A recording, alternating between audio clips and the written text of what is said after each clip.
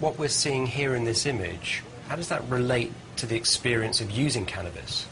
Well, look at the amount of cannabinoid receptors in the brain. A lot of them. A lot of the effects of cannabis use are in the brain. Euphoria, as an anxiolytic, it dissolves your anxiety, or it can even cause your anxiety. So cannabis abusers or cannabis users talk about having this high, the euphoria, that's probably from some of the deep structures in the brain. Scientists are now experimenting to see which parts of the pot plant, including its cannabinoids and other biological compounds, might be the most effective against a variety of diseases, including diabetes and cancer. Despite all the difficulties, there's a group of doctors in the U.S. and abroad who have been advancing the research on the medical use of cannabis with highly impressive and sometimes revolutionary discoveries. In a scholarly Cancer Review article published in 2009, there were over 421 chemical compounds identified in the cannabis plant. And within this group of natural substances, there are many chemicals that have significant anti-tumor properties at low enough doses to where they would be effective cancer treatments. That's an important part of this. It's one thing to be able to kill a cancer cell, but could you really survive such a treatment? A botanist from the University of Colorado Springs branch, Robert Melamede, who has written an article sort of comparing the carcinogenic effect of cannabis with tobacco and explaining why he thinks that cannabis has the anti-cancer effect for lung cancer. There's nothing else that impacts on so many of our illnesses. You see, when I talk about these age-related illnesses, we're all aging, but we don't all come down with cardiovascular disease. We don't all come down with autoimmune disease. We don't all come down with cognitive dysfunction. We don't all come down with cancer. But the chances are we're going to come down with one of them. All right? And here we have this one drug that's able to help us holistically with our biochemistry to restore balance. You know, cannabinoids kill cancer cells in many cases. People are not aware of that. They think cancer, cannabis, anti-nausea. It's way beyond that. There are also studies taking a look at other organ systems that have found that marijuana seeks out the cancerous cells and preferentially kills them over the healthy cells. There's a wealth of laboratory evidence that these anti-tumor properties kill cancer cells in a variety of ways. There are multiple mechanisms of action identified by which cannabis kills cancer cells. And they're divided into various categories. And among these are anti-proliferative effects. Normally, that's one of the hallmarks of a cancer cell, is that it just keeps reproducing. So if you stop the reproduction, that's an anti-proliferative effect. There are anti-angiogenesis effects, and this means that the cannabinoids will stop the tumor from being able to elaborate or grow new blood vessels to support the growth of the tumor.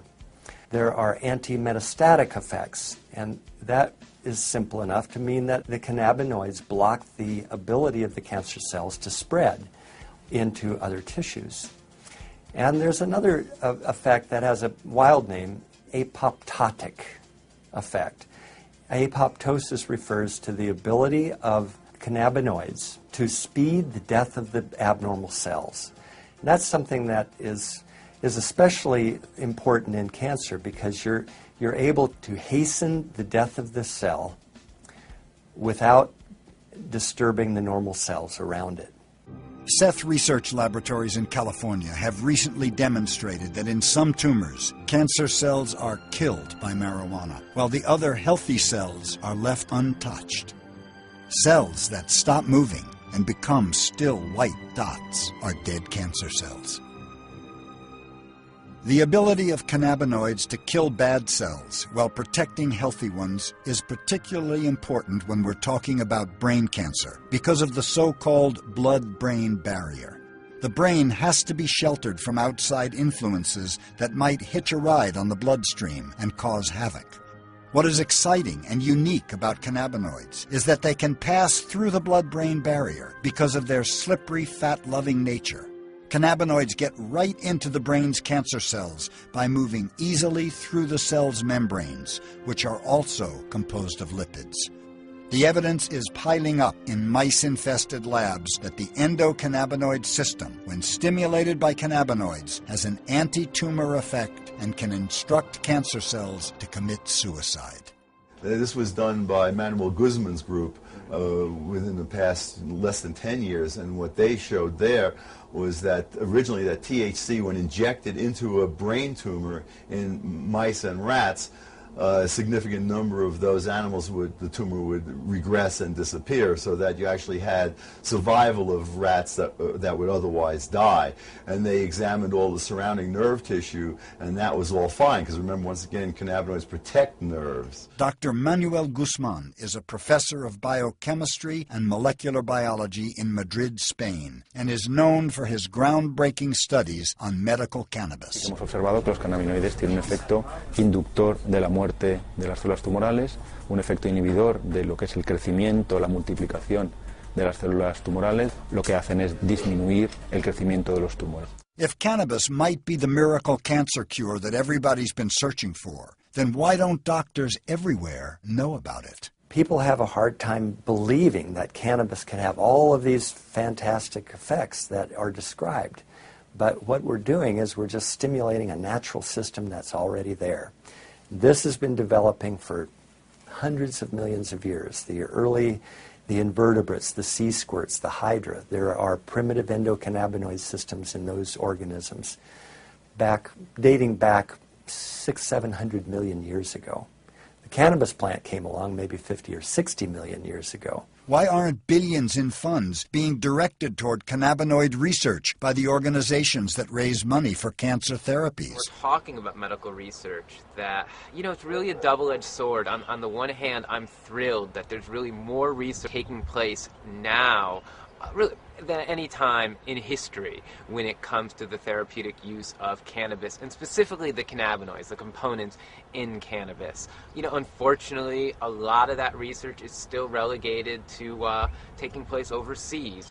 We see a little bit now finally taking place in this country, but really the United States remains fairly well behind the curve when it comes to cutting-edge medical cannabis research. It's very difficult to do research with cannabis, the plant product, because it's restricted in what research we can do with it. Research on this area is in its infancy, and that is because the United States government has discouraged that kind of research both in the United States and elsewhere. It's only an aromatic herb, yet almost every government in the world restricts or bans its use.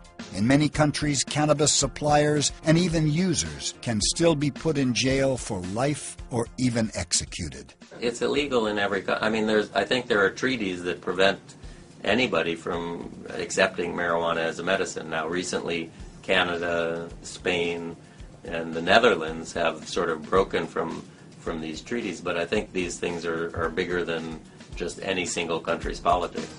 Despite these initiatives, we want to make clear that federal law still applies, and federal officials will continue to apply the law, and DEA officials will review cases, as they have, to determine whether to revoke the registration of any physician who recommends or prescribes so-called Schedule I controlled substances.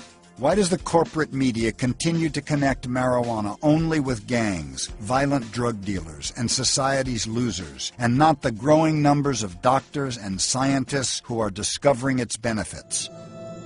It is true that for those who use it regularly, pot can change your way of thinking, and it can make people question why they should continue to do things that aren't making them happy.